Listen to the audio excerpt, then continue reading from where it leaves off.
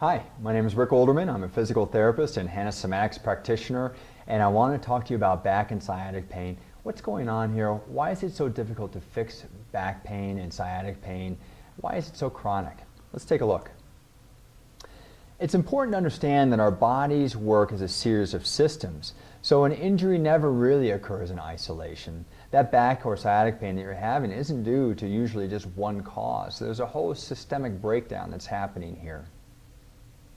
There are several types of problems that fit into this category. One is piriformis syndrome, degenerative disc disease, back pain, bulging discs or herniated discs, facet joint issues, sciatica. All of these are included in this systemic approach. But what I've found is that most of these issues can be broken down into three patterns of problems. And here's what they are. The first is called extension problems. And what that means is that the back is excessively arching, or there's too many forces trying to pull it into more of an arch. The second is the opposite, flexion problems, which is a back that is too flat or too many forces trying to flatten it. The third is side bending problems, where one side of the pelvis is higher than the other and one side of the rib cage is lower than the other. We're going to go over all three of these. Let's start with extension problems. By far, extension problems, which means that your back is either too arched or there are too many forces pulling it into an arch. By far, this is the most prevalent problem that I see out there. Childbearing can set you up for this. And I break this down into lordotic postures and sway back postures that can create extension problems. And we'll see that in just a second here. So here's an example of a lordotic posture. So you can see here on the left here, this arching is excessive here. And usually the stomach is a little distended and the pelvis is tilted forward. And this is what it looks like in a real person. Excessive arching of the back. And maybe this belly is a little too distended here or large, and then the pelvis is tilted forward. A sway back posture is similar but a little different in that the pelvis is usually tilted backwards, and it's usually someone who's just kind of sitting back on their back a little bit here. And you can see how that looks a little bit different than a lordotic posture. And usually the whole pelvis and the whole body is swaying forward over the foot at that point. So no matter what posture you have, we have to fix the stressors that are causing it. And so some of this will include postural cueing with shoulders. Locking the knees is a big deal. Tight hip flexors is a big deal, especially with lordotic postures. Poor butt muscle function or poor gluteal function, walking patterns, sitting habits, bending habits. We'll go over some of these, but all of these are addressed in the interactive online clinic here, and all of these are contributing to constant stress to your back. So let's take a look at this, bending over. So here's a normal person bending over, and you can see that the pelvis bends forward and the back rounds a little bit. And so everyone's happy in that case. But what happens with someone with an extension problem is the pelvis is usually bending over a little bit too much, or the back muscles never really let go and allow the spine to round. In fact, this is one of the things with an extension problem. If you bend over and that feels like a really nice stretch at the bottom of this bending over for your back, then you probably have an extension problem. And what most people do is they get in trouble when they're coming back up. And what happens is they extend their back first, and then that triggers the pain. And in sitting, a lot of these people will, especially with a lordotic spine, they will sit very rigidly upright and their back will be arched excessively, which is chronically contracting the back muscles and compressing the vertebrae and nerves exiting the vertebrae. And then the pelvis is usually tilted forward a little bit too much. So let's talk a little bit about flexion problems. Now, flexion problems are very rare. I might just see a few of these a year. You know, I say that tight hamstrings are a contributor to flexion problems, and that is true. But just because you have tight hamstrings doesn't mean that you have a flexion problem, because frankly I see tight hamstrings and extension problems too. It's just not causing a problem in the back. The tight hamstrings in people with flexion problems are part of the problem. And then I find in this population of people that they have poor pelvic control. They don't know how to tilt their pelvis well or move it or anything like that. So I offer a couple exercises on how to gain control of your pelvis and unload the back. And then oftentimes the back muscles are very weak too, and I have some exercises in this clinic on how to strengthen those as well without hurting your back.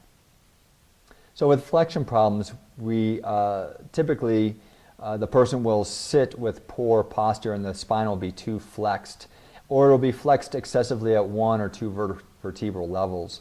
And the muscles along the back here become excessively weak. So we need to fix that. And then we have to fix flexion stressors such as bending forward. Now what's happening with bending forward, here's our normal again, where the pelvis comes forward and the back rounds a little bit. But in someone with a flexion problem, because typically the hamstrings are too tight and or the pelvis doesn't move well, the back flexes too much or too soon in the bend, and so that's what's causing a lot of pain. Here's what it looks like in a real person. This guy, his pelvis isn't bending forward very much, and so his back has to bend excessively, and you can see that most of that bending is happening right here, and that's where he's having pain. In sitting, what's happening is the pelvis is usually tilted back and the spine is flattened again. Okay, so what we have to do is fix flexion stressors, and that will include changing sitting habits, lengthening the hamstrings, changing how they bend forward, and developing back muscle strength. And then finally we have side bending problems, and these can happen together with an extension problem or a flexion problem.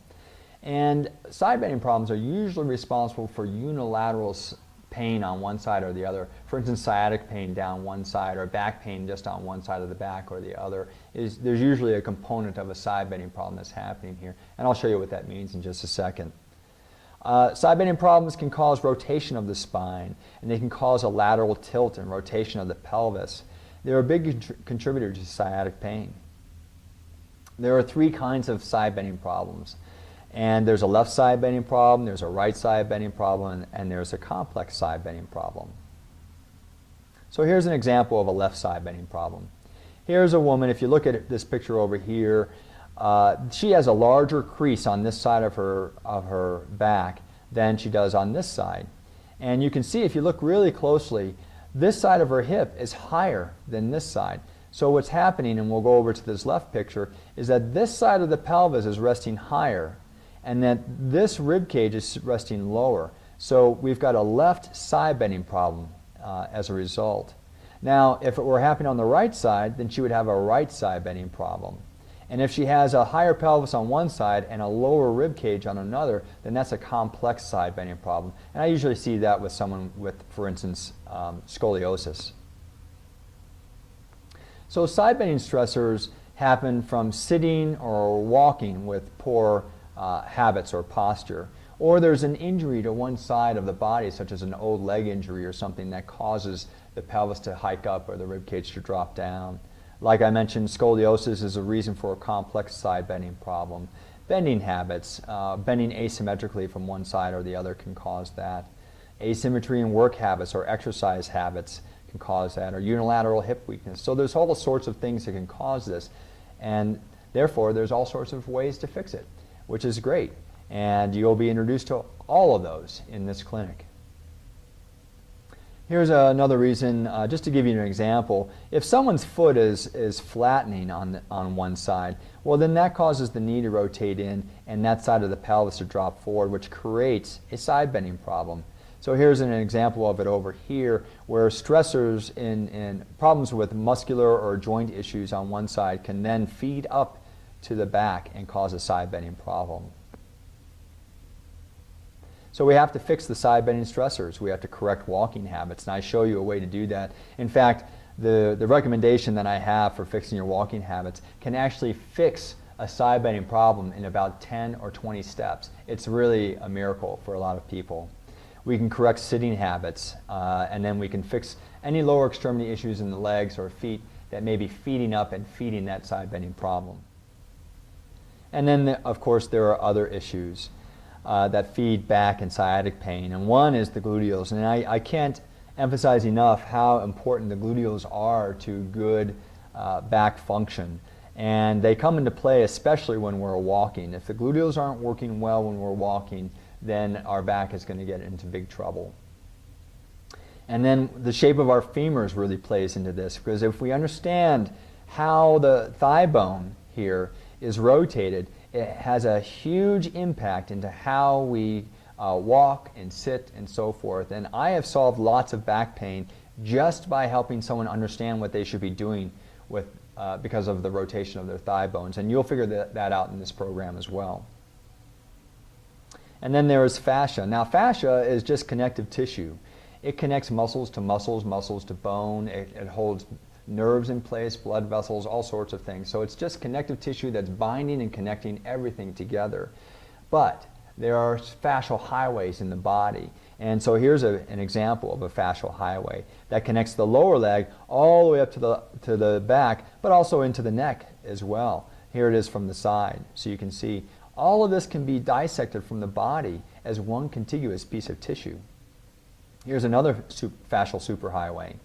Interestingly, one time I was working with a girl's plantar fasciitis to help her with that. And at the end of the session, not only was her plantar fasciitis fixed, but she also told me that her headache had disappeared. She had had a headache for several days too. And so I believe what we were doing was affecting the whole fascial highway here. Here's another one that involves the rotator muscles. So if you have chronic pain or sciatic pain, I don't want you to think that you're broken. It's likely that you just haven't been looking in the right places. And I truly believe that this program will look in all the places that you've been missing, and you will have the information that you've been looking for so long. So what to do next? Well, the first step in solving any problem is to understand what's wrong. So that's what you're going to do in lessons 2 and 3. In lesson 3, I'm going to put you through a bit of testing, and we're going to figure out what needs to be fixed. And from that lesson, you're going to be given an individualized plan. And I'm going to have recommendations for all the exercises that you should be focusing on. And what I mean by that is you're going to start fixing it, and you'll be receiving these lessons via email. And in lesson 4, you'll be addressing stretching. In lesson 5, taping techniques to help you. And in lesson 6, you'll be fixing the habits that are causing this that we mentioned earlier. There's going to be more fixing. In lesson 7, you have strengthening. In lesson 8, we'll have somatics. And somatics is just a way to release tension in the body. And it involves moving the body and releasing this tension. It's very effective and very powerful, especially for back and sciatic pain. So I would ask you to linger on that lesson for a little while. In lesson 9, I have odds and ends, things that don't quite fit into any of my other lessons. But frankly, a lot of these issues and recommendations have been pivotal to a lot of my clients' success. So I just wanted to throw those in there for you. In lesson 10, let's face it, a lot of times people just need some hands-on help. And so in lesson 10, I've made videos of a lot of the hands-on techniques that I use in my clinic, so that you can bring those into your licensed medical professional, and then they can help you with your problem too. Because I want you to get better, and you will get better with this program. And then final fixing is in lesson 11, where we have advanced somatics techniques, and then lesson 12, where we have advanced strengthening techniques. Because let's face it, the whole purpose to be pain-free is to enjoy your life again. I want you to get out and do the sports or do the activities that you love, or hang out with your family and friends. I want you to have the confidence to go forward with your life and enjoy it again. And that's what this program is all about, and that's why we need these last 2 lessons with more advanced techniques. So, and after this, you'll graduate, and you'll get a nice graduation summary that shows you where you started and where you finished. And it's a really nice, objective way of seeing your progress. I just wanted to thank you for taking the time to watch this video. My hope is that a lot of this information is new, that you've never heard this before. And I think this is why you're having chronic pain, because no one's ever looked at your body as a system before. And they've never addressed so many aspects of how your system is working before. And that's what this program is all about. I truly believe it will fix your pain. So I wish you the best of luck. Thanks.